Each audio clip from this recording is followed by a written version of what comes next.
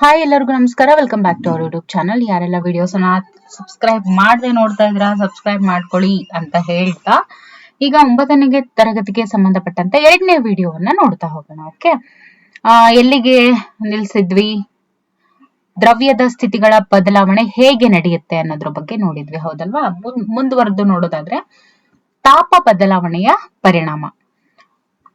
ಇದು ಯಾಕೆ ಅಂದ್ರೆ ಇದ್ರ ಮುಂದೆ ಏನ್ ಬರುತ್ತಲ್ವಾ ಪ್ರಶ್ನೆಗಳು, ಅದು ಇದಕ್ಕೆ ರಿಲೇಟೆಡ್ ಆಗಿರುತ್ತೆ. ಸೊ ಅದು ಅರ್ಥ ಆಗ್ಬೇಕಂದ್ರೆ ಇದು ಅರ್ಥ ಆಗಿರ್ಬೇಕು. ಓಕೆ, ನೋಡ್ತಾ ಹೋಗೋಣ. ಇಲ್ಲಿ ಮಂಜುಗಡ್ಡೆಯನ್ನ ನೀರಾಗಿಸುವಿಕೆ ನಡೀತಾ ಇದೆ. ಇಲ್ಲಿ ನೀರನ್ನ ನೀರಾವಿಯಾಗಿಸುವಿಕೆ. ಓಕೆ, ಇಲ್ಲಿ ನೀರು ವೇಪರೈಸೇಷನ್ ಆಗ್ತಾ ಇರುವಂತದ್ದು. ಇದು ಮಂಜುಗಡ್ಡೆಯನ್ನ ನೀರಾಗ್ಸೋದು. ಇದು ನೀರನ್ನ ನೀರಾವಿಯಾಗಿಸುವಿಕೆ. ಓಕೆ, ಇವಾಗ ಇಲ್ಲಿ ಎಕ್ಸ್ಪೆರಿಮೆಂಟಲ್ ಸೆಟಪ್ ಅನ್ನ ನೋಡ್ತಾ ಇದ್ದೀರಾ ಅಲ್ವಾ? ಇದ್ರನ್ನ ಪ್ರಯೋಗವನ್ನ ನೋಡೋಣ. ನೋಡಿ ಏನ್ ಮಾಡ್ತಾರೆ, ಒಂದು ಬೀಕರ್ ನಲ್ಲಿ ಸ್ವಲ್ಪ ಪ್ರಮಾಣದಲ್ಲಿ ಮಂಜುಗಡ್ಡೆಯ ಚೂರುಗಳನ್ನ ತೆಗೆದುಕೊಂಡು ತಾಪಮಾಪಕವನ್ನ ಮಂಜುಗಡ್ಡೆಗೆ ತಾಗುವಂತೆ ಚಿತ್ರದಲ್ಲಿ ತೋರಿಸಿರುವಂತೆ ಜೋಡಿಸ್ಬೇಕು. ನಂತರ ಜ್ವಾಲೆಯ ಸಹಾಯದಿಂದ ಕಾಸ್ಬೇಕು. ಅವಾಗ ಅಬ್ಸರ್ವೇಷನ್ ಏನಾಗುತ್ತೆ ನೋಡಿ, ಬೀಕರ್ ನಲ್ಲಿರುವಂತಹ ಮಂಜುಗಡ್ಡೆ ಸಂಪೂರ್ಣವಾಗಿ ದ್ರವ ರೂಪಕ್ಕೆ ಬರುವವರೆಗೂ ಕೂಡ ತಾಪಮಾಪಕದಲ್ಲಿ ಯಾವುದೇ ಏರಿಕೆ ಉಂಟಾಗೋದಿಲ್ಲ. ಓಕೆ, ನಾವು ಕೊಟ್ಟ ಶಾಖ ಏನಿರುತ್ತೆ ಅದು ಸ್ಥಿತಿ ಬದಲಾವಣೆಗೆ ಉಪಯೋಗಿಸಲ್ಪಟ್ಟಿತು. ಅಂದ್ರೆ ಕೊಟ್ಟಂತ ಶಾಖ ಏನಕ್ಕಲ್ಲಿ ಉಪಯೋಗ ಆಯ್ತು? ಮಂಜುಗಡ್ಡೆ ಏನಿತ್ತಲ್ವಾ ಅದು ಬದಲಾವಣೆ ಆಗ್ಬೇಕು. ಏನಕ್ಕೆ? ನೀರಾಗೋದಕ್ಕೆ. ಅದಕ್ಕೆ ನಾವಿಲ್ಲಿ ಉಪಯೋಗಿಸಲ್ಪಟ್ಟಿತ್ತು. ಯಾವುದು? ಶಾಖ. ಸೊ ಮಂಜುಗಡ್ಡೆ ಶಾಖವನ್ನ ಹೀರ್ಕೊಂಡು ಅದರ ತಾಪದಲ್ಲಿ ಯಾವುದೇ ಬದಲಾವಣೆ ಹೊಂದದೆ ಉಷ್ಣವನ್ನ ಗುಪ್ತವಾಗಿರಿಸಿಕೊಂಡಿರುತ್ತದೆ. ಇಲ್ಲೇನಾಗುತ್ತೆ ನೋಡಿ, ಪಾಯಿಂಟ್ ಟು ಬಿ ನೋಟೆಡ್. ಮಂಜುಗಡ್ಡೆ ಏನಿರುತ್ತೆ ಶಾಖವನ್ನ ಹೀರ್ಕೊಂಡು ಅದರ ತಾಪದಲ್ಲಿ ಯಾವುದೇ ಒಂದು ಬದಲಾವಣೆಯನ್ನ ಹೊಂದದೆ, ಅದು ಏನೂ ಚೇಂಜ್ ಆಗದೆ ಉಷ್ಣವನ್ನ ಅದು ಏನಂತ ಹೇಳ್ತೀವಿ, ಲ್ಯಾಟೆಂಟ್ ಟೆಂಪರೇಚರ್ ಆಫ್ ಹೀಟ್ ಅಂತ ಹೇಳ್ತೀವಿ. ಓಕೆ, ಆಮೇಲೆ ಇದನ್ನ ಲೇಟೆಂಟ್ ಹೀಟ್ ಅಂತ ಕರೀತಾರೆ. ಉಷ್ಣವನ್ನ ಗುಪ್ತವಾಗಿರಿಸಿಕೊಂಡಿರುತ್ತದೆ. ಈ ಉಷ್ಣವನ್ನ ನಾವು ಗುಪ್ತೋಷ್ಣ ಅಂತ ಹೇಳಿ ಕರಿತೀವಿ. ಮತ್ತೊಮ್ಮೆ ನೋಡಿ, ಮಂಜುಗಡ್ಡೆ ಶಾಖವನ್ನ ಹೀರ್ಕೊಂಡು ಅದರ ತಾಪದಲ್ಲಿ, ಅದರ ಒಂದು ಟೆಂಪರೇಚರ್ ಅಲ್ಲಿ ಯಾವುದೇ ಒಂದು ಬದಲಾವಣೆಯನ್ನು ಹೊಂದದೆ ಉಷ್ಣವನ್ನ ಗುಪ್ತವಾಗಿ ಇರಿಸಿಕೊಂಡಿರುತ್ತೆ. ಅದನ್ನ ನಾವು ಲೇಟೆಂಟ್ ಹೀಟ್ ಅಂತ ಕರಿತೀವಿ. ಅಂದ್ರೆ ಉಷ್ಣವನ್ನ ಗುಪ್ತೋಷ್ಣ ಅಂತ ಕರೆಯುವಂಥದ್ದು. ಓಕೆ, ಮಂಜುಗಡ್ಡೆ ಶಾಖವನ್ನ ಹೀರ್ಕೊಂಡು ಅದರ ತಾಪದಲ್ಲಿ ಯಾವುದೇ ಒಂದು ಬದಲಾವಣೆಯನ್ನ ಹೊಂದದೆ ಉಷ್ಣವನ್ನ ಗುಪ್ತವಾಗಿರಿಸಿಕೊಂಡು ಇರುವಂತಹ ಒಂದು ಪ್ರಕ್ರಿಯೆಯನ್ನ ಗುಪ್ತೋಷ್ಣ ಅಂತ ಕರೀತಾರೆ. ನೆಕ್ಸ್ಟ್, ದ್ರವವಾಗಿ ಪರಿವರ್ತನೆಯಾದ ನಂತರ ತಾಪಮಾಪಕದಲ್ಲಿ ಏರಿಕೆ ಕಂಡು ಬರುತ್ತದೆ. ಓಕೆ, ದ್ರವವಾಗಿ ಏನಂತ ಹೇಳ್ತೀವಿ, ದ್ರವವಾಗಿ ಪರಿವರ್ತನೆ ಆದ ನಂತರ ಏನಾಗುತ್ತೆ, ಅಲ್ಲಿ ತಾಪಮಾಪಕದಲ್ಲಿ ಏರಿಕೆ ಕಂಡು ಬರುತ್ತೆ. ಸೊ ನಿರ್ದಿಷ್ಟ ಪ್ರಮಾಣದ ತಾಪ ಏರಿಕೆ ಆದ ನಂತರ ಏನಾಗುತ್ತೆ, ದ್ರವ ಕುದಿಯೋದಕ್ಕೆ ಸ್ಟಾರ್ಟ್ ಆಗುತ್ತೆ. ಈ ಹಂತದಲ್ಲಿ ದ್ರವ ಏನಿರುತ್ತೆ ಅನಿಲವಾಗಿ ಪರಿವರ್ತನೆ ಆಗೋದಕ್ಕೆ ಪ್ರಾರಂಭ ಆಗುತ್ತೆ. ಈ ಒಂದು ತಾಪಮಾಪಕದಲ್ಲಿ ಯಾವುದೇ ಏರಿಕೆ ಕಂಡು ಬರೋದಿಲ್ಲ. ಸೊ ತೀರ್ಮಾನ ಏನಂತ ಹೇಳ್ಬೋದು, ತಾಪ ಬದಲಾವಣೆಯಿಂದ ದ್ರವ್ಯಗಳು ಒಂದು ಸ್ಥಿತಿಯಿಂದ ಮತ್ತೊಂದು ಸ್ಥಿತಿಗೆ ಬದಲಾಗುತ್ತೆ ಅನ್ನುವಂಥದ್ದು ಇದರಿಂದ ಗೊತ್ತಾಗುತ್ತೆ. ಈಗ ದ್ರವನ ಬಿಂದು ಅಂದ್ರೆ ಏನು? ದ್ರವನ ಬಿಂದು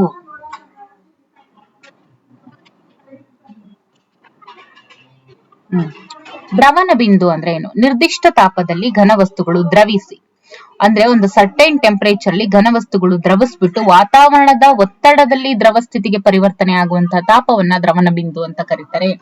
ದ್ರವನ ಬಿಂದು ಅಂದ್ರೆ ಏನು? ಒಂದು ನಿರ್ದಿಷ್ಟ ತಾಪಮಾನದಲ್ಲಿ ಘನವಸ್ತುಗಳು ದ್ರವಿಸಿ ವಾತಾವರಣದ ಒತ್ತಡದಲ್ಲಿ ದ್ರವ ಸ್ಥಿತಿಗೆ ಪರಿವರ್ತನೆ ಆಗುವಂತಹ ತಾಪವನ್ನ ದ್ರವನ ಬಿಂದು ಅಂತ ಕರಿತೀವಿ. ಉದಾಹರಣೆಗೆ ಮಂಜುಗಡ್ಡೆಯ ದ್ರವನ ಬಿಂದು ಬಂದು, ಇದು ನೆನ್ಪಲ್ಲಿ ಇರಬೇಕು, ಕೆಲ್ವಿನ್ ಅಲ್ಲಿ ಕೇಳಿದಾಗ 273.16 ಕೆಲ್ವಿನ್ ಅಂತ ಹೇಳ್ಬೇಕು. ಸೆಲ್ಸಿಯಸ್ ಅಲ್ಲಿ ಕೇಳಿದಾಗ 0 ಡಿಗ್ರಿ ಹೇಳ್ಬೇಕು, 0 ಡಿಗ್ರಿ ಸೆಲ್ಸಿಯಸ್ ಅಂತ.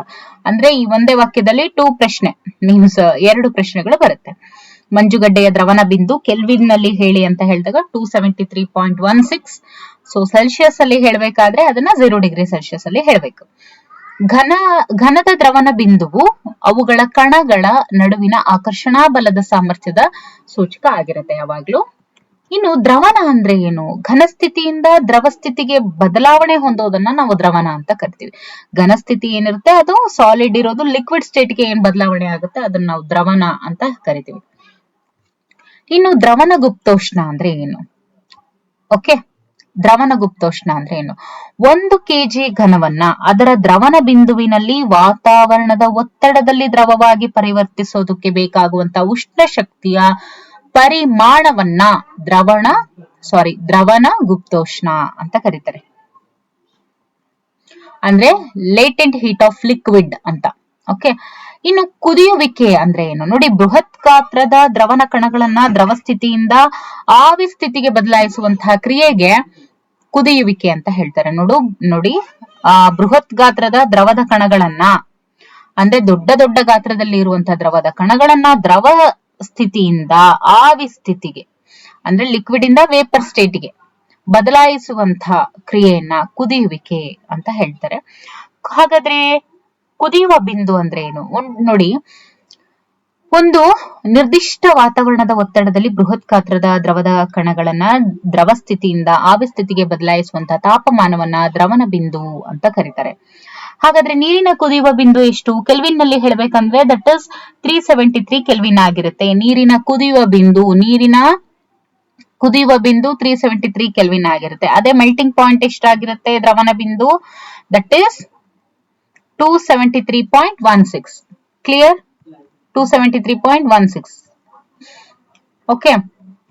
ಸೆಲ್ಸಿಯಸ್ ಅಲ್ಲಿ ಹೇಳ್ಬೇಕಂದ್ರೆ 0 ಡಿಗ್ರಿ ಸೆಲ್ಸಿಯಸ್. ಆದ್ರೆ ನೀರಿನ ಕುದಿಯುವ ಬಿಂದು ಸೆಲ್ಸಿಯಸ್ ಅಲ್ಲಿ ಹೇಳ್ಬೇಕಂದ್ರೆ that is 100 degree Celsius. Okay. ಆವೀಕರಣ ಗುಪ್ತೋಷ್ಣ ಅಂದ್ರೆ ಏನು? ಆವೀಕರಣ ಗುಪ್ತೋಷ್ಣ ಅಂತ ಹೇಳಿದ್ರೆ 1 kg ದ್ರವವನ್ನ ವಾತಾವರಣದ ಒತ್ತಡದಲ್ಲಿ ಅದರ ಕುದಿಯುವ ಬಿಂದುವಿನಲ್ಲಿ ದ್ರವ ಸ್ಥಿತಿಯಿಂದ ಅನಿಲ ರೂಪಕ್ಕೆ ಪರಿವರ್ತಿಸೋದಕ್ಕೆ ಬೇಕಾಗುವಂತ ಉಷ್ಣ ಶಕ್ತಿಯನ್ನ ಆವೀಕರಣ ಗುಪ್ತೋಷ್ಣ ಅಂತ ಕರೀತಾರೆ. ಅಂದ್ರೆ ಲೇಟೆಂಟ್ ಹೀಟ್ ಆಫ್ ವೇಪರ್ ಅಂದ್ರೆ ಏನು ಅಂತ? 1 kg ದ್ರವವನ್ನ ವಾತಾವರಣದ ಒತ್ತಡದಲ್ಲಿ ಅದರ ಕುದಿಯುವ ಬಿಂದುವಿನಲ್ಲಿ ದ್ರವ ಸ್ಥಿತಿಯಿಂದ ಅನಿಲ ರೂಪಕ್ಕೆ ಪರಿವರ್ತಿಸೋದಕ್ಕೆ ಬೇಕಾಗದಂತ ಉಷ್ಣ ಶಕ್ತಿಯನ್ನ ಆವೀಕರಣ ಗುಪ್ತೋಷ್ಣ ಅಂತ ಕರೀತಾರೆ. ಫಾರ್ ಎಕ್ಸಾಂಪಲ್, ಹಬೆಯಲ್ಲಿನ ಕಣಗಳು ಅಂದ್ರೆ ಏನು? 373 ಕೆಲ್ವಿನ್ ನಲ್ಲಿ ಇರುವಂತಹ ನೀರಾವಿಯಲ್ಲಿನ ಕಣಗಳು ಅಷ್ಟೇ ತಾಪದಲ್ಲಿ ಇರುವಂತಹ ನೀರಿನ ಕಣಗಳಿಗಿಂತಲೂ ಅಧಿಕ ಶಕ್ತಿಯನ್ನ ಅದು ಒಳಗೊಂಡಿರುತ್ತೆ. ಹಾಗಾದ್ರೆ ಅದಕ್ಕೆ ಕಾರಣ ಏನು ಅಂತ ಹೇಳಿದ್ರೆ, ಹಬೆಯಲ್ಲಿ ಇರುವಂತಹ ಕಣಗಳು ಅಧಿಕ ಶಾಖ ಶಕ್ತಿಯನ್ನ ಆವೀಕರಣ ಗುಪ್ತೋಷ್ಣ ರೂಪದಲ್ಲಿ ಹಿಡಿದುಕೊಂಡಿರ್ತವೆ ಅಂತ ಅರ್ಥ. ಹಾಗಾದ್ರೆ ಉತ್ಪನ್ನನ ಅಂದ್ರೆ ಏನು? ಉತ್ಪನ್ನನ ಅಂದ್ರೆ ಏನು? ಒಂದು ಬದಲಾವಣೆಯಲ್ಲಿ ಘನವಸ್ತುವು ದ್ರವ ಸ್ಥಿತಿಗೆ ಬರದೆ, ಉತ್ಪನ್ನನ ಅಂದ್ರೆ ಏನು ನೋಡಿ? ಒಂದು ಬದಲಾವಣೆಯಲ್ಲಿ ಘನವಸ್ತು ಏನಿರುತ್ತೆ, ಸಾಲಿಡ್ ಥಿಂಗ್ ಏನಿರುತ್ತೆ, ಅದು ದ್ರವ ಸ್ಥಿತಿಗೆ ಬರದೆ without coming in to liquid state ಅದು ನೇರವಾಗಿ ಅನಿಲ ಸ್ಥಿತಿಗೆ ಬದಲಾಗೋದನ್ನ ಏನಂತಾರೆ? ಉತ್ಪನ್ನನ. ಮೀನ್ಸ್ ಸಬ್ಲಿಮೇಷನ್ ಅಂತ ಕರಿತೀವಿ ಇದನ್ನ. What we call it as sublimation ಅಂತ ಹೇಳ್ತೀವಿ. ಸಬ್ಲಿಮೇಷನ್ ಅಂದ್ರೆ ಏನು? Without changing in to liquid state substance ಎಲ್ಲಿಂದ ಎಲ್ಲಿಗೆ ಚೇಂಜ್ ಆಗುತ್ತೆ? ಸಾಲಿಡ್ ಇಂದ ವೇಪರ್ ಸ್ಟೇಟ್ ಗೆ ಚೇಂಜ್ ಆಗೋದು. ಓಕೆ. ಅದನ್ನ ಉತ್ಪನ್ನನ ಅಂತ ಹೇಳ್ತೀವಿ. ಉದಾಹರಣೆಗೆ ಕರ್ಪೂರ, ಆಮೇಲೆ ಅಮೋನಿಯಂ ಕ್ಲೋರೈಡ್, ಜೊತೆಗೆಲ್ಲ ನ್ಯಾಪ್ಥಲಿನ್ ಬಾಲ್ಸ್ ಅಂದ್ರೆ ರೋಷನ್ಗಳಿಗೆ ಅಂತ ಏನ್ ಹೇಳ್ತೀವಿ, ಅದನ್ನ ನೀವು ಹಾಗೆ ಇಟ್ಟಿರ್ತೀರ. ಅದೇನಾಗುತ್ತೆ? ಸಾಲಿಡ್ ಸ್ಟೇಟ್ ಇಂದ ವೇಪರ್ ಸ್ಟೇಟ್ಗೆ ಕನ್ವರ್ಟ್ ಆಗುತ್ತೆ. ಸೊ ಉತ್ಪನ್ನನ ಅನ್ನುವಂಥದ್ದು ಒಂದು ರೀತಿಯ ಬದಲಾವಣೆಯಾಗಿದ್ದು ಅನಿಲ ಸ್ಥಿತಿಯಲ್ಲಿ ಇರುವ ವಸ್ತು ದ್ರವ ರೂಪಕ್ಕೆ ಬರದೆ ನೇರವಾಗಿ ಘನ ಸ್ಥಿತಿಗೆ ಬದಲಾಗುತ್ತೆ. ಹಾಗೆಯೇ ಪ್ರತಿಕ್ರಮವಾಗಿ ಮೀನ್ಸ್ ವೈಸ ಏನಾಗುತ್ತೆ? ಘನ ರೂಪದಿಂದ ಅನಿಲ ರೂಪಕ್ಕೆ ಬದಲಾಯಿಸುವಂತಹ ವಿದ್ಯಮಾನ ಇದಾಗಿದೆ. ಘನ ರೂಪದಿಂದ ಅನಿಲ ರೂಪಕ್ಕೆ ಬದಲಾಯಿಸುವಂತಹ ವಿದ್ಯಮಾನ ಇದಾಗಿದೆ. ಒತ್ತಡದ ಬದಲಾವಣೆಯ ಪರಿಣಾಮ ಏನಿದು? ಒತ್ತಡದ ಬದಲಾವಣೆಯ ಪರಿಣಾಮ ಅನಿಲಗಳಲ್ಲಿನ ತಾಪವನ್ನ ಕಡಿಮೆ ಮಾಡಿ ಮತ್ತು ಒತ್ತಡ ಹಾಕಿ ಅವುಗಳನ್ನ ದ್ರವ ಸ್ಥಿತಿಗೆ ತರಬಹುದು. ನೋಡಿ, ಇನ್ನೊಂದ್ಸಲ ಓದ್ಕೊಳ್ಳಿ. ಅನಿಲಗಳಲ್ಲಿ ಇರುವಂತಹ ತಾಪವನ್ನ ಕಡಿಮೆ ಮಾಡಿ ಅಂದ್ರೆ ಅನಿಲಗಳಲ್ಲಿನ ಟೆಂಪರೇಚರ್ ಅನ್ನ ನಾವು ಕಡಿಮೆ ಮಾಡಿ, ತಾಪವನ್ನ ಕಡಿಮೆ ಮಾಡಿ, ಜೊತೆಗೆ ಅದ್ರ ಮೇಲೆ ಒತ್ತಡವನ್ನ ಹಾಕಿ ನಾವದನ್ನ ದ್ರವ ಸ್ಥಿತಿಗೆ ತರಬಹುದು. ಉದಾಹರಣೆಗೆ ವಾತಾವರಣದ ಒತ್ತಡದಲ್ಲಿ ಇರುವಂತಹ 1 ಅಟ್ಮಾಸ್ಫಿಯರ್ಗೆ ಇಳಿಸಿದಾಗ ಅಂದ್ರೆ ವಾತಾವರಣದ ಒತ್ತಡವನ್ನ ಅಟ್ಮಾಸ್ಫಿಯರಿಕ್ ಟೆಂಪರೇಚರ್ ಅನ್ನ ನಾವು 1 ಅಟ್ಮಾಸ್ಫಿಯರ್ಗೆ ಇಳಿಸಿದಾಗ ಸಾಲಿಡ್ ಕಾರ್ಬನ್ ಡೈಆಕ್ಸೈಡ್ ಏನಿರುತ್ತೆ, ಘನ ಕಾರ್ಬನ್ ಡೈಆಕ್ಸೈಡ್ ಏನಿರುತ್ತೆ, ಸಾಲಿಡ್ ಕಾರ್ಬನ್ ಡೈಆಕ್ಸೈಡ್ ದ್ರವ ಸ್ಥಿತಿಗೆ ಬದಲಾಗದೆ ಅಂದ್ರೇನು? ಅದು without coming to or without change to ದ್ರವ ಸ್ಥಿತಿಗೆ ಬದಲಾಗದೆ ಅಂದ್ರೇನು? ಲಿಕ್ವಿಡ್ ಸ್ಟೇಟ್ಗೆ ಬದಲಾಗದೆ ನೇರವಾಗಿ ಅನಿಲ ಸ್ಥಿತಿಗೆ ಪರಿವರ್ತನೆಗೊಳ್ಳುತ್ತೆ. ಈ ಕಾರಣದಿಂದ ಘನ ಕಾರ್ಬನ್ ಡೈಆಕ್ಸೈಡ್ ಅನ್ನ ನಾವೇನಂತ ಕರಿತೀವಿ, ಡ್ರೈ ಐಸ್ ಅಂತ ಹೇಳಿ ಕರಿತೀವಿ. This is very important. ಇದ್ರ ಮೇಲೆ ಬಹಳಷ್ಟು ಸಲ ಪ್ರಶ್ನೆಗಳು ಬಂದಿದೆ. ಆಮೇಲೆ ಜನರಲ್ ಸೈನ್ಸ್ ಅಂದ್ರೆ ಕಾಮನ್ ಕಾಂಪಿಟೇಟಿವ್ ಎಕ್ಸಾಮ್ಸ್ ಅಲ್ಲೂ ಕೂಡ ಇದನ್ನ ಕೇಳಿದ್ದಾರೆ. ಓಕೆ, ಅಂದ್ರೆ ಅನಿಲಗಳಲ್ಲಿನ ತಾಪವನ್ನ ಕಡಿಮೆ ಮಾಡಿ ಜೊತೆಗೆ ಒತ್ತಡವನ್ನ ಹಾಕಿ ಅವುಗಳನ್ನ ದ್ರವ ಸ್ಥಿತಿಗೆ ತರಬಹುದು. ಇಲ್ಲೇನಾಗುತ್ತೆ, ಈಗ ವಾತಾವರಣದ ಒಂದು ಒತ್ತಡವನ್ನ ಒಂದು ಅಟ್ಮಾಸ್ಫಿಯರ್ಗೆ ನಾವೇನಾದ್ರೂ ಇಳಿಸಿದಾಗ, ವಾತಾವರಣದ ಅಟ್ಮಾಸ್ಫಿಯರಿಕ್ ಪ್ರೆಷರ್ ಅನ್ನ ನಾವು ಒಂದು ಅಟ್ಮಾಸ್ಫಿಯರ್ಗೆ ಇಳಿಸಿದಾಗ ಸಾಲಿಡ್ ಕಾರ್ಬನ್ ಡೈಆಕ್ಸೈಡ್ ಏನಿರುತ್ತೆ ದ್ರವ ಸ್ಥಿತಿಗೆ ಬದಲಾಗದೆ, ಸಾಲಿಡ್ ಕಾರ್ಬನ್ ಡೈಆಕ್ಸೈಡ್ ಏನಿರುತ್ತೆ ಅದು ದ್ರವ ಸ್ಥಿತಿಗೆ ಬದಲಾಗದೆ ನೇರವಾಗಿ ಅನಿಲ ಸ್ಥಿತಿಗೆ ಅದು ಪರಿವರ್ತನೆಗೊಳ್ಳುತ್ತೆ. ಹಾಗಾಗಿನೇ ನಾವು ಸಾಲಿಡ್ ಕಾರ್ಬನ್ ಡೈಆಕ್ಸೈಡ್ ಅನ್ನ ಡ್ರೈ ಐಸ್ ಅಂತ ಕರಿತೀವಿ. ಓಕೆ, ಇಲ್ಲಿದೆ ತುಂಬಾ ಚೆನ್ನಾಗಿ ನೋಡಿ. ಘನ ಇರುವಂತದ್ದು ಅನಿಲ ಸ್ಥಿತಿಗೆ ಬರೋದನ್ನ ಉತ್ಪನ್ನನ ಅಂತ ಕರಿತೀವಿ. ಅದೇ ಅನಿಲ ಘನ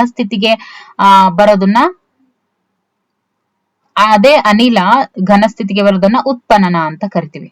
ಓಕೆ, ಇನ್ನು ನೋಡಿ, ದ್ರವದಿಂದ ಅನಿಲ ಅದನ್ನೇನಂತೀವಿ ಆವಿಕರಣ. ಆದ್ರೆ ಅನಿಲದಿಂದ ದ್ರವ ಅದು ಸಾಂದ್ರೀಕರಣ. ಘನದಿಂದ ದ್ರವನ, ದ್ರವದಿಂದ ಘನ ಘನೀಕರಣ. ಓಕೆ,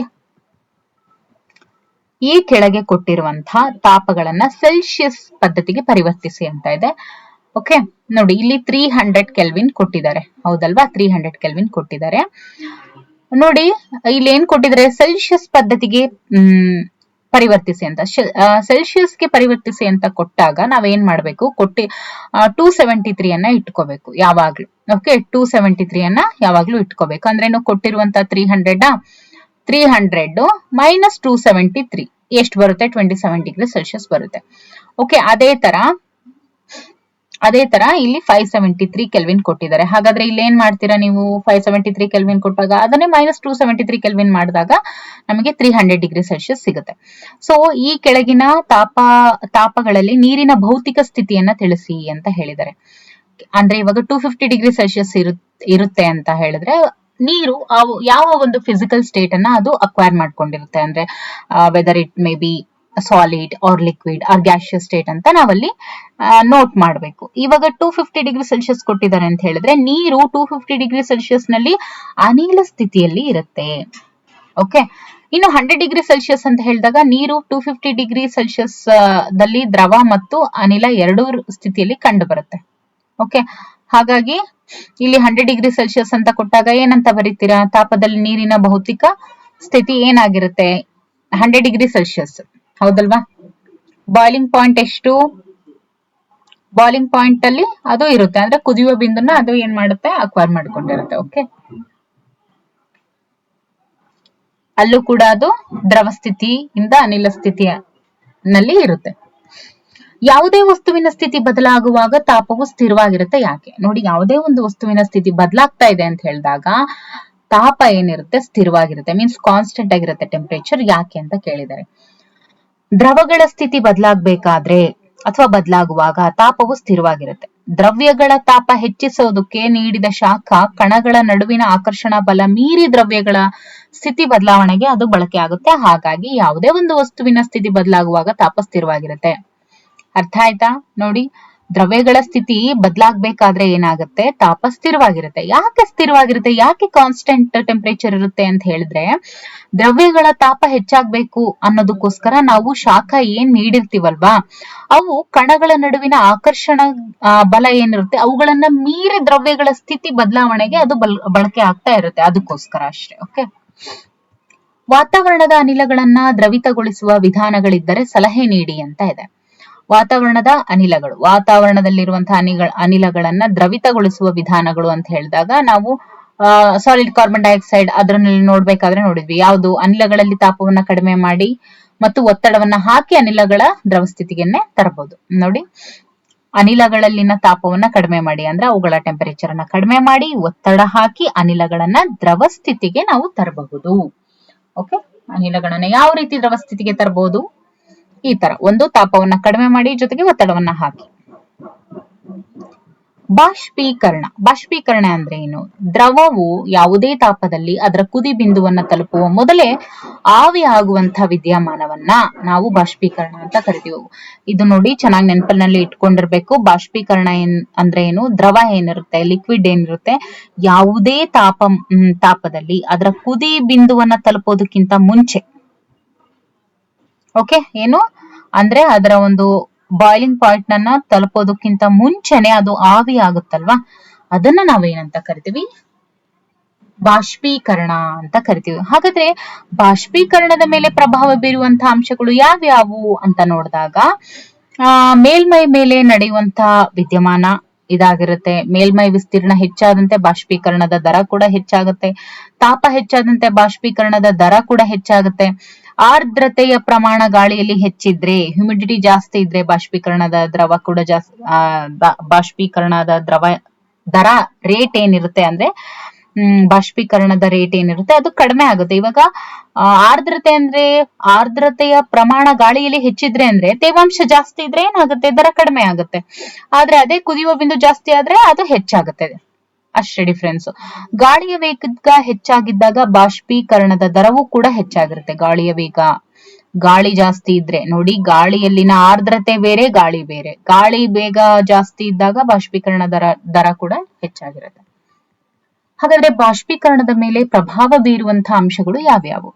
ಬಾಷ್ಪೀಕರಣದ ದರದ ಹೆಚ್ಚಳವು ಮೇಲ್ಮೈ ವಿಸ್ತೀರ್ಣ ಹೆಚ್ಚಾದಾಗ ಹೆಚ್ಚುತ್ತೆ. ಈಗ ಫಾರ್ ಎಕ್ಸಾಂಪಲ್ ಇಲ್ಲಿ ಕೊಟ್ಟಿದ್ದಾರೆ ನೋಡಿ, ಬಾಷ್ಪೀಕರಣವು ಮೇಲ್ಮೈ ಮೇಲೆ ನಡೆಯುವಂತಹ ವಿದ್ಯಮಾನ ಆಗಿದೆ. ಮೇಲ್ಮೈ ವಿಸ್ತೀರ್ಣ ಹೆಚ್ಚಾದಾಗ ಬಾಷ್ಪೀಕರಣ ದರ ಹೆಚ್ಚುತ್ತೆ. ಉದಾಹರಣೆಗೆ ಬಟ್ಟೆಗಳನ್ನ ಒಣಗಿಸ್ಬೇಕಾದ್ರೆ ಅವುಗಳನ್ನ ಹರಡಿ ಹಾಕ್ತಿವಿ, ಹೌದಲ್ವಾ? ಹೆಂಗಿದ್ದ ಹಂಗೆ ಹಿಂಡಿರ್ತೀವಲ್ಲ, ಅದನ್ನ ಹಂಗೆ ಇಟ್ಬಿಡ್ತೀವ? ಇಲ್ಲ, ಅದನ್ನ ಏನ್ ಮಾಡ್ತೀವಿ? ಅಗ್ಲ ಮಾಡಿ, ಮೀನ್ಸ್ ಬಟ್ಟೆಗಳನ್ನ ಹರಡಿ ಹಾಕ್ತಿವಿ. ಸೊ ವಿಸ್ತೀರ್ಣ ಹೆಚ್ಚಾದಾಗ ಬಾಷ್ಪೀಕರಣ ಹೆಚ್ಚಾಗುತ್ತೆ. ಬಾಷ್ಪೀಕರಣದ ದರ ಹೆಚ್ಚಳವು ತಾಪಮಾನದ ಹೆಚ್ಚಳದಿಂದ ಹೆಚ್ಚುತ್ತದೆ. ಅಂದ್ರೇನು? ಇವಾಗ ತಾಪಮಾನದ ಹೆಚ್ಚಳದಿಂದ ಏನಾಗುತ್ತೆ? ಹೆಚ್ಚಿನ ಸಂಖ್ಯೆಯ ಕಣಗಳು ಸಾಕಷ್ಟು ಪ್ರಮಾಣದ ಕೈನೆಟಿಕ್ ಎನರ್ಜಿಯನ್ನ ಒಳಗೊಂಡುತ್ತೆ. ಸೊ ಹಾಗಾಗಿ ಆವಿ ಸ್ಥಿತಿಗೆ ಅದು ತಲುಪುತ್ತೆ. ಇನ್ನು ಬಾಷ್ಪೀಕರಣದ ದರ ಹೆಚ್ಚಳವು ಆರ್ದ್ರತೆಯ ಪ್ರಮಾಣದ ಇಳಿಕೆಯಿಂದ ಆಗುತ್ತದೆ, ಹೌದಲ್ವಾ? ಹೆಚ್ಚಿದ್ರೆ ಏನಾಗುತ್ತೆ? ಆಗೋದಿಲ್ಲ. ಇಳಿಕೆ ಇದ್ರೆ ಆಗುತ್ತೆ. ಅಂದ್ರೆ ಗಾಳಿಯಲ್ಲಿ ಇರುವಂತಹ ನೀರಾವಿಯ ಪ್ರಮಾಣವನ್ನ ನಾವು ಏನಂತ ಕರಿತೀವಿ? ಹ್ಯುಮಿಡಿಟಿ ಅಂತ ಕರಿತೀವಿ. ಸೊ ನಮ್ಮ ಸುತ್ತಮುತ್ತಲಿನ ಗಾಳಿ ಏನಿರುತ್ತೆ, ಕೊಟ್ಟಿರುವಂತಹ ತಾಪದಲ್ಲಿ ನಿರ್ದಿಷ್ಟ ಪ್ರಮಾಣದ ನೀರಾವಿಯನ್ನ ಹಿಡಿದಿಟ್ಟುಕೊಳ್ಳೋದಕ್ಕೆ ಅದು ಸಾಧ್ಯ ಆಗಲ್ಲ. ಈಗಾಗ್ಲೇ ನೀರಿನ ಪ್ರಮಾಣ ಗಾಳಿಯಲ್ಲಿ ಹೆಚ್ಚು ಕಂಡು ಬಂದ್ರೆ ಬಾಷ್ಪೀಕರಣದ ದರ ಕೂಡ ಏನಾಗುತ್ತೆ? ಕಡಿಮೆ ಆಗುತ್ತೆ. ಇನ್ನು ಬಾಷ್ಪೀಕರಣದ ದರ ಹೆಚ್ಚಳವು ಗಾಳಿಯ ವೇಗದಿಂದ ಹೆಚ್ಚುತ್ತದೆ ಅಂತ ಇದೆ ನೋಡಿ. ಗಾಳಿ ಹೆಚ್ಚಿರುವಂತಹ ದಿನಗಳಲ್ಲಿ ಬಟ್ಟೆಗಳು ಬೇಗನೆ ಒಣಗುವುದನ್ನ ಸಾಮಾನ್ಯವಾಗಿ ನೋಡಿದ್ವಿ. ಈವನ್ ಗಾಳಿ ಇದ್ರೂ ಕೂಡ, ಬರೀ ಗಾಳಿ ಹೆಚ್ಚಾಗಿದ್ರು ಕೂಡ ಬಟ್ಟೆಗಳು ಬೇಗ ಒಣಗ್ತವೆ. ಗಾಳಿಯ ವೇಗದ ಹೆಚ್ಚಳದಿಂದ ನೀರಾವಿಯ ಕಣಗಳು ಏನಿರ್ತವೆ ಅವು ಗಾಳಿಯೊಂದಿಗೆ ದೂರ ಚಲಿಸ್ತವೆ. ಓಕೆ, ಇದರಿಂದ ಸುತ್ತಮುತ್ತಲಿನ ನೀರಾವಿಯ ಪ್ರಮಾಣ ಕಡಿಮೆ ಆಗುತ್ತೆ. ಸೊ ಹಾಗಾಗಿ ಏನಾಗುತ್ತೆ? ಬಟ್ಟೆಗಳು ಕೂಡ ಬೇಗ ಒಣಗುತ್ತೆ. ಇನ್ನು ಬಾಷ್ಪೀಕರಣ ಏನಿರುತ್ತೆ ಅದು ತಂಪಾಗುವಿಕೆಗೆ ಹೇಗೆ ಕಾರಣವಾಗಿದೆ ನೋಡಿ. ಬಾಷ್ಪೀಕರಣ ಅಂದ್ರೇನು? ಎವಾಪರೈಸೇಷನ್ ಅಥವಾ ವೇಪರೈಸೇಷನ್ ಅಂತ ಹೇಳ್ತೀವಿ. ಎವಾಪರೇಷನ್ ಅಥವಾ ವೇಪರೈಸೇಷನ್ ನೋಡಿ, ತೆರೆದಿಟ್ಟ ಪಾತ್ರೆಯಲ್ಲಿ ದ್ರವವು ನಿರಂತರವಾಗಿ ಆವಿ ಆಗ್ತಾ ಇರುತ್ತೆ.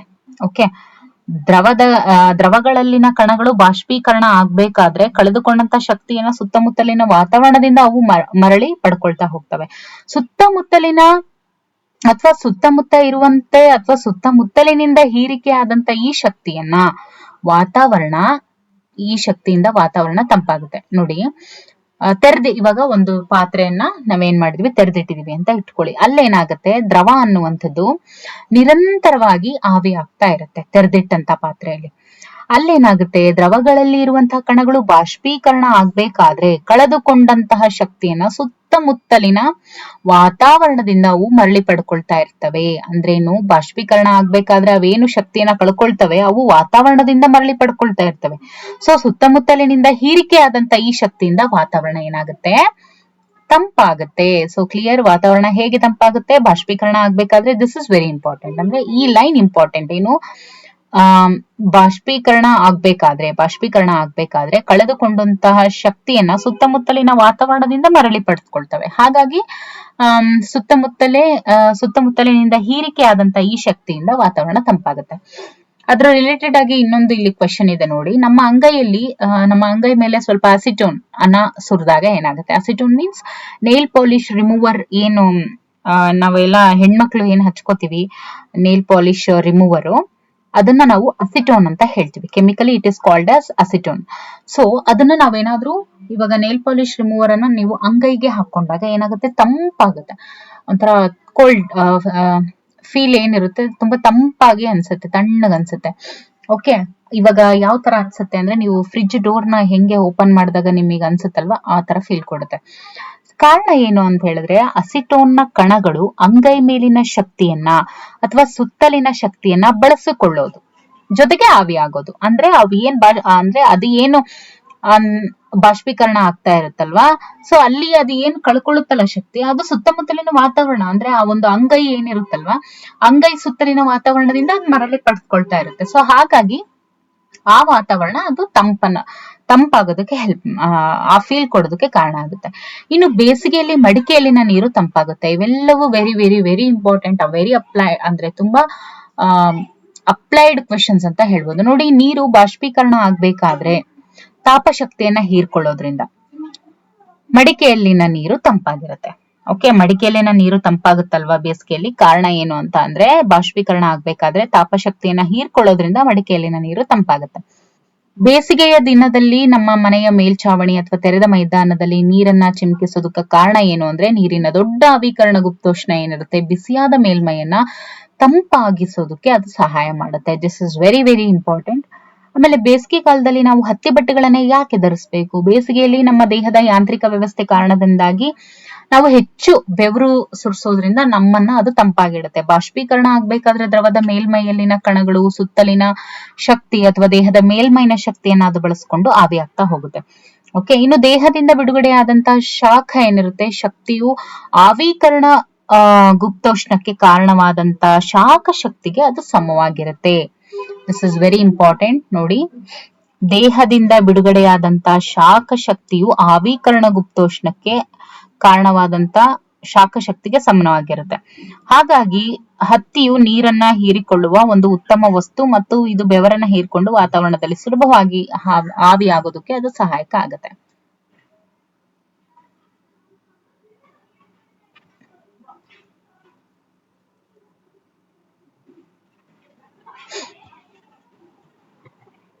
ಮಂಜುಗಡ್ಡೆಯಂತಹ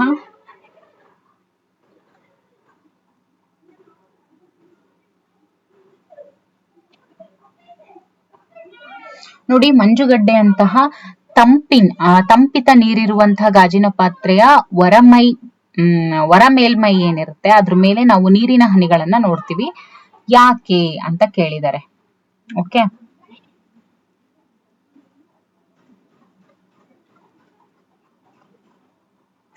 this is also very important. ಆಯ್ತಾ, ಇದು ಕೂಡ ಬಹಳನೇ ಇಂಪಾರ್ಟೆಂಟ್. ಮಂಜುಗಡ್ಡೆ, ಇವಾಗ ನಾವೇನ್ ಐಸ್ ಕ್ಯೂಬ್ ಹಾಕಿರ್ತೀರವಲ್ವಾ, ಇವಾಗ ಒಂದು ಗ್ಲಾಸ್ ಅನ್ನ ತಗೊಂಡು ಅದ್ರೊಳಗಡೆ ನಾವು ಮಂಜುಗಡ್ಡೆ ಅಂದ್ರೆ ಒಂದು ಮಂಜುಗಡ್ಡೆ ಅಂತಹ ತಂಪಿತ ನೀರು ಅಂದ್ರೆ ವೆರಿ ಕೋಲ್ಡ್ ವಾಟರ್, ಅದನ್ನ ನಾವೇನಾದ್ರೂ ಒಂದು ಗಾಜಿನ ಪಾತ್ರೆ ಏನಿರುತ್ತೆ ಅದ್ರೊಳಗೆ ಹಾಕಿದಾಗ ಹೊರ ಮೇಲ್ಮೈ ಮೇಲೆ ನಾವು ನೀರಿನ ಹನಿಗಳನ್ನ ನೋಡ್ತೀವಿ. ಓಕೆ, ಯಾಕೆ ನಾವು ನೀರಿನ ಹನಿಗಳನ್ನ ನೋಡ್ತೀವಿ ಅಂತ ಕೇಳಿದ್ದಾರೆ ಇಲ್ಲಿ. ಓಕೆ,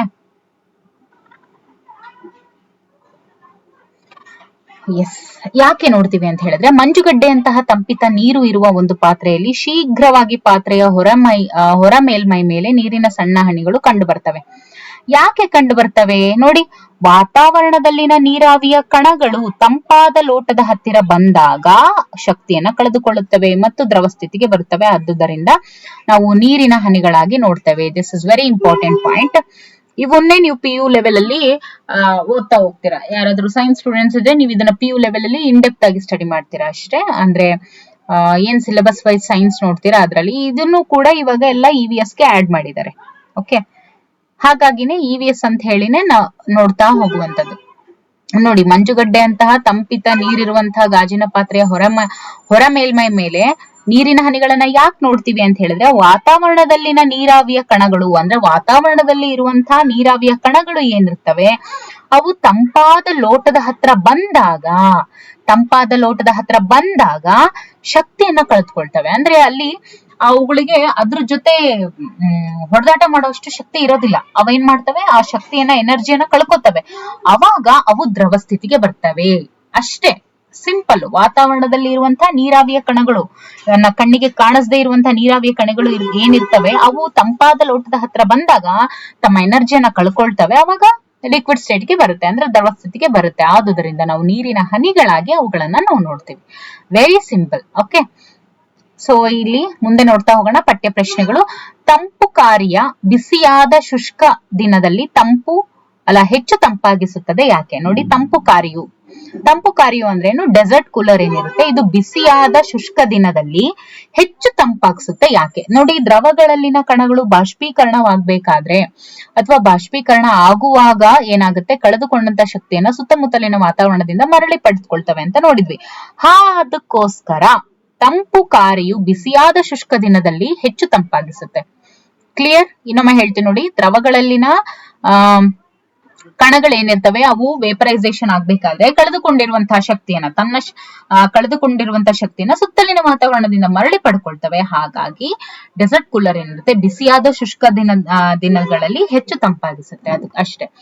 ಬೇಸಿಗೆ ದಿನಗಳಲ್ಲಿ ಮಡಿಕೆಯಲ್ಲಿನ ನೀರು ತಂಪಾಗಿರುತ್ತೆ. ಹೇಗೆ ನೋಡ್ಕೊಂಡ್ ಬಂದ್ವಿ ಅಲ್ವಾ? ಏನಂತ? ನೀರು ಬಾಷ್ಪೀಕರಣ ಆಗ್ಬೇಕಾದ್ರೆ ತಾಪಶಕ್ತಿಯನ್ನ ಹೀರ್ಕೊಳ್ಳೋದ್ರಿಂದ ಮಡಿಕೆಯಲ್ಲಿನ ನೀರು ತಂಪಾಗಿಸುತ್ತೆ. ಅಷ್ಟೇ. ನಮ್ಮ ಅಂಗೈ ಮೇಲೆ ಸ್ವಲ್ಪ ಅಸಿಟೋನ್ ಅಥವಾ ಪೆಟ್ರೋಲ್ ಅಥವಾ ಸುಗಂಧ ದ್ರವ್ಯ ಬಿದ್ದಾಗ ತಂಪಿನ ಅನುಭವ ಆಗುತ್ತೆ ಯಾಕೆ? ನೋಡಿ, ಅಂಗೈ ತಂಪಾಗುತ್ತೆ. ಕಾರಣ ಅಸಿಟೋನ್ನ ಕಣಗಳು ಅಂಗೈ ಮೇಲಿನ ಶಕ್ತಿಯನ್ನ ಅಥವಾ ಸುತ್ತಲಿನ ಶಕ್ತಿಯನ್ನ ಬಳಸಿಕೊಳ್ಳುವುದು ಮತ್ತು ಆವಿಯಾಗುವುದು. Very simple. ಇಷ್ಟೇ. ನಾವು ಬಿಸಿಯಾದ ಚಹಾ ಮತ್ತು ಹಾಲನ್ನ ವೇಗವಾಗಿ ಹೀರೋದಕ್ಕೆ ತಟ್ಟೆಯಿಂದ ಸಾಧ್ಯವಾಗುತ್ತೆ, ಆದ್ರೆ ಲೋಟದಿಂದ ಸಾಧ್ಯ ಆಗಲ್ಲ. ಯಾಕೆ ಅಂತ ಕೇಳಿದರೆ, ನೋಡಿ, ತಟ್ಟೆಯ ಮೇಲ್ಮೈ ವಿಸ್ತೀರ್ಣ ಚಹಾ ಲೋಟಕ್ಕಿಂತ ತುಂಬಾ ಹೆಚ್ಚಾಗಿರುತ್ತೆ. ಆದ್ರಿಂದ ಬಾಷ್ಪೀಕರಣ ಹೆಚ್ಚು ವೇಗವಾಗಿ ಆಗುತ್ತೆ. ಅಂದ್ರೆ ಆರೋದೇನಿರುತ್ತಲ್ವಾ, ಅಂದ್ರೆ ತಣ್ಣಗಾಗೋದು ಅದಕ್ಕೆ ಲೋಟಕ್ಕಿಂತ ತಟ್ಟೆಯಲ್ಲಿ ಹಾಕಿದಾಗ ಬೇಗ ತಣ್ಣಗಾಗುತ್ತೆ.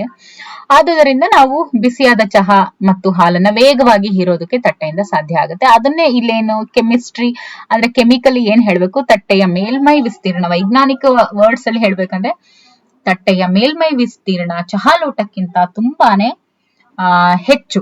ಅದಕ್ಕೋಸ್ಕರ ಬಾಷ್ಪೀಕರಣ ಹೆಚ್ಚು ವೇಗವಾಗಿ ಆಗುತ್ತೆ ಕಂಪೇರ್ ಟು ಲೋಟ. ತಟ್ಟೆಯಲ್ಲಿ ಬಾಷ್ಪೀಕರಣ ವೇಗವಾಗಿ ಆಗುತ್ತೆ, ಅದಕ್ಕೋಸ್ಕರ. ಓಕೆ, ಬೇಸಿಗೆಯಲ್ಲಿ ನಾವು ಯಾವ ತರಹದ ಬಟ್ಟೆಗಳನ್ನ ಧರಿಸಬೇಕು? ಬೇಸಿಗೆ ಆಲ್ರೆಡಿ ಶುರುವಾಗಿದೆ. ಯಾವ ತರಹದ ಬಟ್ಟೆಗಳನ್ನ ಧರಿಸಬೇಕು? ನಾವು ಹತ್ತಿ ತರಹದ ಬಟ್ಟೆಗಳನ್ನ ಧರಿಸಬೇಕು. ಓಕೆ, ಅಳತೆ ಮಾಡುವ ಕೆಲವು ಪರಿಮಾಣಗಳು ಮತ್ತು ಅವುಗಳ ಏಕಮಾನ. This is very very very very important. ಯಾರೆಲ್ಲ EVS ಗೆ ಪ್ರಿಪೇರ್ ಆಗ್ತಾ ಇದ್ದೀರಾ ಅವ್ರು ಇದನ್ನ ಒಂದ್ ಕಡೆ ಬರ್ದಿಟ್ಕೊಳ್ಳಿ. ಈವನ್ GPST ಯಾರಿಗೂ ಇದು ಉಪಯೋಗ. ಓಕೆ, ತಾಪದ ಏಕಮಾನ ಕೆಲ್ವಿನ್, ಸಂಕೇತ K ಅಂತ. ಉದ್ದ ಅಥವಾ ದೂರ ಅದರ ಏಕಮಾನ ಮೀಟರ್. ರಾಶಿಯ ಏಕಮಾನ ಕಿಲೋಗ್ರಾಮ್ ಮೀನ್ಸ್ ಕೆಜಿ. ತೂಕದ ಏಕಮಾನ ನ್ಯೂಟನ್. ಗಾತ್ರದ ಏಕಮಾನ ಘನ ಮೀಟರ್ ಅಂತ ಹೇಳ್ತೀವಿ, ಅಂದ್ರೆ ಕ್ಯೂಬಿಕ್ ಮೀಟರ್. ಆಮೇಲೆ ಸಾಂದ್ರತೆಯ ಏಕಮಾನ ಕಿಲೋಗ್ರಾಮ್ ಪರ್ ಘನ ಮೀಟರ್. ಓಕೆ, ಆಮೇಲೆ ಒತ್ತಡ, ಇದರ ಒಂದು ಏಕಮಾನ ಪಾಸ್ಕಲ್, PA ಅಂತ ಹೇಳಿ ಇಂಡಿಕೇಟ್ ಮಾಡ್ತೀವಿ. ಓಕೆ, ಮುಂದಿನ ಪ್ರಶ್ನೆ, ಈ ಕೆಳಗಿನ ತಾಪಗಳನ್ನ ಸೆಲ್ಸಿಯಸ್ ಅಳತೆಗೆ ಪರಿವರ್ತಿಸಿ ಅಂತ ಇದೆ. ನಾವ್ ಯಾವಾಗ್ಲೇ ಏನ್ ಹೇಳಿದ್ವಿ, 293 ಮೈನಸ್ 273 ಏನಾಗುತ್ತೆ, 20 ಬರುತ್ತೆ. That is 20 degree Celsius. Kelvin ನಲ್ಲಿ ಕೊಟ್ಟಾಗ, ಅಂದ್ರೆ ಕೆಲ್ವಿನ್ ಕೊಟ್ಟು ಸೆಲ್ಸಿಯಸ್ ನ ಕಂಡುಹಿಡಿಯ ಕೇಳಿದಾಗ ಕೆಲ್ವಿನ್ ಅನ್ನ 273 ಇಂದ ನಾವು ಮೈನಸ್ ಮಾಡಿದಾಗ ನಮ್ಗೆ 20 ಡಿಗ್ರಿ ಸೆಲ್ಸಿಯಸ್ ಸಿಗುತ್ತೆ. ಓಕೆ, ಅದೇ ನೋಡಿ ಮುಂದುವರೆದು ತಾಪಗಳನ್ನ ಕೆಲ್ವಿನ್ ನಲ್ಲಿ ಕೊಟ್ಟಾಗ ಯಾವ ರೀತಿ ಮಾಡ್ತೀರಾ ನೋಡಿ. ಇಲ್ಲಿ 25 ಡಿಗ್ರಿ ಸೆಲ್ಸಿಯಸ್ ಕೊಟ್ಟಿದ್ದಾರೆ. ಅವಾಗ ಅಂದ್ರೆ -273 ಮಾಡಿದ್ರಿ. ಕೆಲ್ವಿನ್ ಕೊಟ್ಟಾಗ ಕೊಟ್ಟಿರುವಂತದ್ದನ್ನ -273 ಇಂದ ಮಾಡ್ಬೇಕು. ಆದ್ರೆ ಕೆಲ್ವಿನ್ ಅಳತೆಗೆ ಪರಿವರ್ತಿಸಿ ಅಂತ ಕೊಟ್ಟಾಗ ಏನ್ ಮಾಡ್ಬೇಕು ಅಂತ ಹೇಳಿದ್ರೆ +273. Okay, clear? ಇಲ್ಲಿ ಬರ್ದಿರ್ತೀನಿ ನೋಡಿ.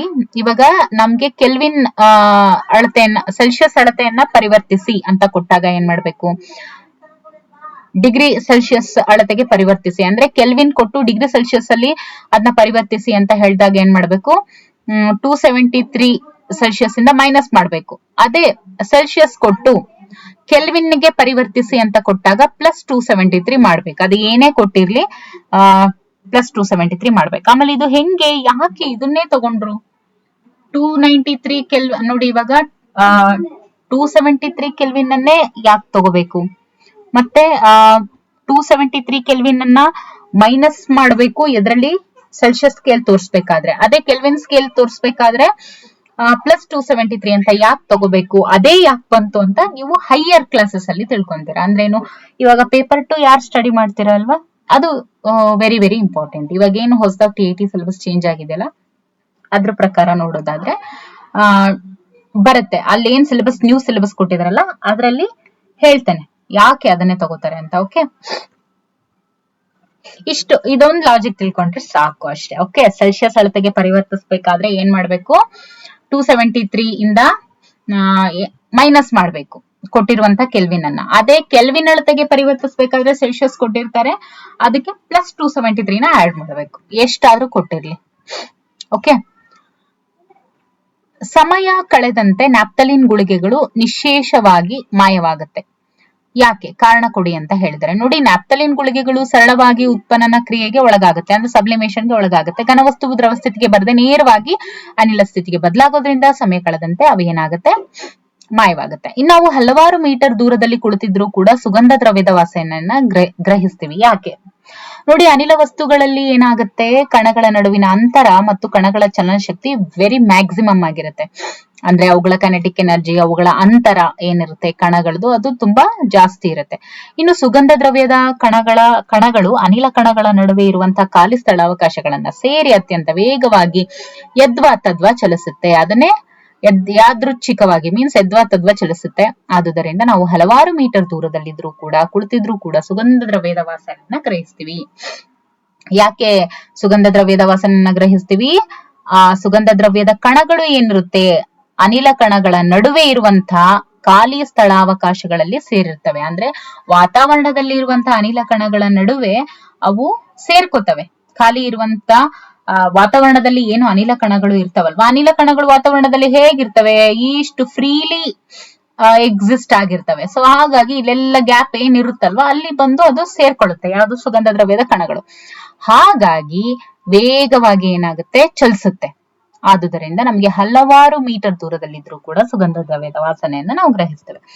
ಇನ್ನು ಕಣಗಳ ನಡುವಿನ ಆಕರ್ಷಣಾ ಬಲದ ಏರಿಕೆ ಕ್ರಮದಲ್ಲಿ ಈ ಕೆಳಗಿನ ವಸ್ತುಗಳನ್ನ ಜೋಡಿಸಿ. ನೀರು, ಸಕ್ಕರೆ, ಆಕ್ಸಿಜನ್ ಅಂತ ಇದೆ.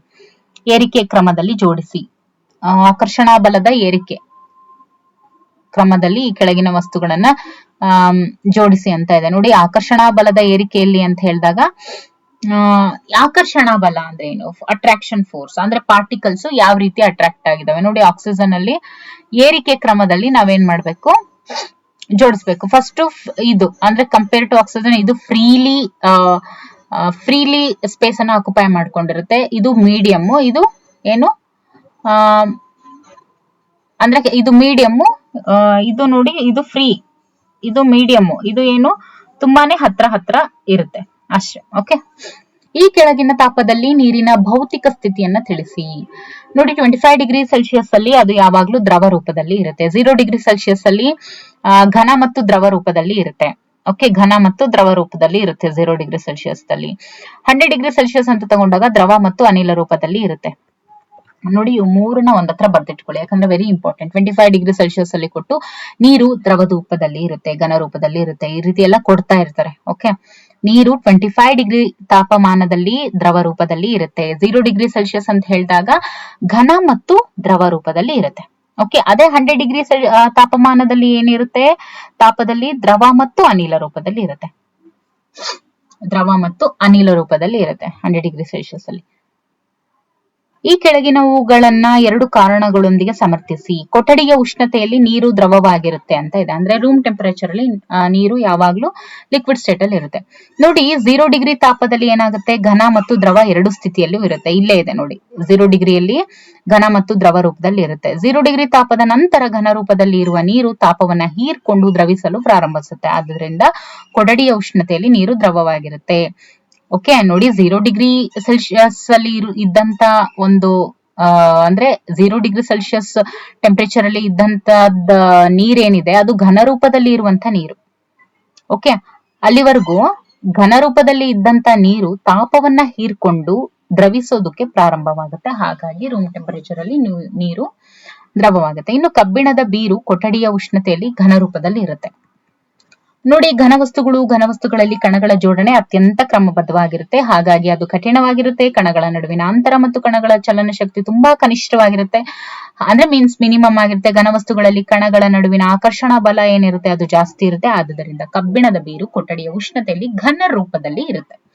ಇನ್ನು 273 ಕೆಲ್ವಿನ್ ನಲ್ಲಿ ಮಂಜುಗಡ್ಡೆಯ ತಂಪು ಕಾರಕ ಪರಿಣಾಮವು ಅದೇ ತಾಪದಲ್ಲಿನ ನೀರಿಗೆ ಇರೋದಿಲ್ಲ. ನೋಡಿ, 273 ಕೆಲ್ವಿನ್ ನಲ್ಲಿ ಇರುವಂತಹ ಮಂಜುಗಡ್ಡೆಯ ತಂಪು ಕಾರಕ ಅಂದ್ರೆ ಅಷ್ಟು ತಂಪೇನ್ ಕೊಡುತ್ತೆ, ಅದ್ರ ಪರಿಣಾಮ ಅದೇ ತಾಪದಲ್ಲಿನ ನೀರಿಗೆ ಇರೋದಿಲ್ಲ. ಯಾಕೆ ಅಂತ ಕೇಳಿದ್ದಾರೆ. ಅಂದ್ರೆ ಆ ಒಂದು ಟೆಂಪರೇಚರ್ ಅಲ್ಲಿ ಇದ್ದಾಗ ಇರೋದಿಲ್ಲ, ಯಾಕೆ ಅಂತ ಕೇಳಿದ್ದಾರೆ. ನೋಡಿ, 273 ಕೆಲ್ವಿನ್ ಬೈ 0 ಡಿಗ್ರಿ ತಾಪ 0 ಡಿಗ್ರಿ ಸೆಲ್ಸಿಯಸ್ ತಾಪದಲ್ಲಿ ಏನಾಗುತ್ತೆ, ನೀರು ಘನ ಮತ್ತು ದ್ರವ ಎರಡೂ ಸ್ಥಿತಿಯಲ್ಲೂ ಇರುತ್ತೆ. ಏನಿರುತ್ತೆ ಘನ ಮತ್ತು ದ್ರವ ಎರಡು ಸ್ಥಿತಿಯಲ್ಲೂ ಇರುತ್ತೆ. ಈ ಘನ ಮತ್ತು ದ್ರವ ಸ್ಥಿತಿ ಏನಿರುತ್ತಲ್ವಾ, ಇದ್ರ ನಂತರ ದ್ರವನ ಗುಪ್ತೋಷ್ಣ ಏನಿರುತ್ತೆ ಮಂಜುಗಡ್ಡೆ ನೀರಾಗಿ ಬದಲಾಗೋದಕ್ಕೆ ನೆರವಾಗುತ್ತೆ. ಹಾಗಾಗಿ 273 ಕೆಲ್ವಿನ್ ಮಂಜುಗಡ್ಡೆಯ ತಂಪುಕಾರಕ ಪರಿಣಾಮ ಅದೇ ತಾಪದಲ್ಲಿನ ನೀರಿಗೆ ಇರೋದಿಲ್ಲ. ಇವೆಲ್ಲವೂ very very very very important points ಇವೆಲ್ಲ. ಓಕೆ, ಇನ್ನು ಕುದಿಯುವ ನೀರು ಅಥವಾ ಹಬೆ, ಇವುಗಳಲ್ಲಿ ಯಾವುದು ತೀವ್ರವಾದ ಸುಟ್ಟ ಗಾಯಗಳನ್ನು ಉಂಟು ಮಾಡುತ್ತೆ? ನೋಡಿ, ಕುದಿಯುವ ನೀರು ಅಥವಾ ಹಬೆ ಯಾವುದು? ಹಬೆ ಮತ್ತೆ ಕುದಿಯುವ ನೀರು ಯಾವುದು ಇದರಲ್ಲಿ ತೀವ್ರವಾದ ಸುಟ್ಟ ಗಾಯಗಳನ್ನ ಉಂಟು ಮಾಡುತ್ತೆ? ನೋಡಿ, ಹಬೆನೆ ಅಂತ ಹೇಳ್ತಾ ಇದ್ದಾರೆ. ಅಂದ್ರೆ ಕುದಿಯುವ ನೀರು ಅಥವಾ ಹಬೆ ಅಂತ ತಗೊಂಡಾಗ ಹಬೆನೆ ತೀವ್ರವಾದ ಸುಟ್ಟ ಗಾಯಗಳನ್ನ ಉಂಟು ಮಾಡುತ್ತೆ. ಯಾಕೆ? ಹಬೆ ಏನಿರುತ್ತೆ ಕುದಿಯುವ ನೀರಿಗಿಂತ ಹೆಚ್ಚು ಶಕ್ತಿಯನ್ನ ಒಳಗೊಂಡಿದೆ. ಹಬೆ ಏನಿರುತ್ತೆ ಅದು ಕುದಿಯುವ ನೀರಿಗಿಂತ ಹೆಚ್ಚು ಶಕ್ತಿಯನ್ನ ಒಳಗೊಂಡಿದೆ. ಜೊತೆಗೆ ಹಬೆಯಲ್ಲಿ ಗುಪ್ತೋಷ್ಣ ಹೆಚ್ಚಿರುತ್ತೆ, ಲ್ಯಾಟೆಂಟ್ ಹೀಟ್ ಏನಿರುತ್ತೆ ಹಬೆಯಲ್ಲಿ ಜಾಸ್ತಿ ಇರುತ್ತೆ. ಹಾಗಾಗಿ ಹಬೆ ತೀವ್ರವಾದ ಸುಟ್ಟ ಗಾಯಗಳನ್ನ ಉಂಟು ಮಾಡುತ್ತೆ. ಓಕೆ, ಈ ಕೆಳಗಿನ ಚಿತ್ರದಲ್ಲಿ ದ್ರವದ ಸ್ಥಿತಿಗಳ ಬದಲಾವಣೆಗಳನ್ನ ತೋರಿಸಲಾಗಿದೆ. ಚಿತ್ರದಲ್ಲಿ ABCDEF ಗಳನ್ನ ಹೆಸರಿಸಿ ಅಂತ ಹೇಳಿದ್ದಾರೆ. ನೋಡಿ, ಇಲ್ಲಿ ಘನ ದ್ರವವಾಗಿ ಬದಲಾಗೋದನ್ನ ನಾವೇನಂತ ಹೇಳ್ತೀವಿ? ದ್ರವಣ ಅಂತ ಕರಿತೀವಿ. ಓಕೆ, ದ್ರವ ಅನಿಲವಾಗಿ ಬದಲಾಗೋದನ್ನ ನಾವು ಆವಿಕರಣ ಅಂತ ಕರಿತೀವಿ. ಅದೇ ಅನಿಲ ದ್ರವವಾಗಿ ಪರಿವರ್ತನೆ ಆಗೋದನ್ನ, ಅನಿಲ ಏನಿರುತ್ತೆ ಅದು ದ್ರವವಾಗಿ ಪರಿವರ್ತನೆ ಆಗೋದನ್ನ ಸಾಂದ್ರೀಕರಣ ಅಂತ ಕರಿತೀವಿ. ಓಕೆ, ನೆಕ್ಸ್ಟ್ ದ್ರವ ಏನಿರುತ್ತೆ ಅದು ಘನ ಆಗಿ ಬದಲಾಗೋದನ್ನ, ದ್ರವ ಏನಿರುತ್ತೆ ಅದು ಘನವಾಗಿ ಬದಲಾಗೋದನ್ನ ಘನೀಕರಣ ಅಂತ ಕರಿತೀವಿ. ಜೊತೆಗೆ ಮುಂದಿಂದು ನೋಡಿ, ಘನ ಏನಿರುತ್ತೆ ತಾಪವನ್ನ ಹೆಚ್ಚಿಸದೆ ಮತ್ತು ಒತ್ತಡವನ್ನ ಕಡಿಮೆ ಮಾಡುವುದು. ಓಕೆ, ಘನ ಏನಿರುತ್ತೆ ಡೈರೆಕ್ಟ್ ಅನಿಲ ಆಗೋದು, ಅದನ್ನ ನಾವು ಉತ್ಪನ್ನನ ಅಂತ ಕರಿತೀವಿ. ಜೊತೆಗೆ ಅನಿಲ ಏನಿರುತ್ತೆ ಅದು ಡೈರೆಕ್ಟ್ ಘನ ಆಗೋದು, ಅದನ್ನು ಇಲ್ಲಿ ಉತ್ಪನ್ನನ ಅಂತ ಹೇಳಿದ್ದಾರೆ. ಓಕೆ, ಅದು ಕೂಡ ಸಬ್ಲಿಮೇಷನ್, ಇದು ಕೂಡ sublimation. But decrease heat and increase pressure. But ಇಲ್ಲಿ increase heat and decrease pressure. Okay, ಅಂದ್ರೆ ಇದಕ್ಕೆ ಎಕ್ಸಾಂಪಲ್ ಏನು? ಡ್ರೈ ಐಸ್ ಅಂತ ಹೇಳ್ಬೋದು. ಓಕೆ,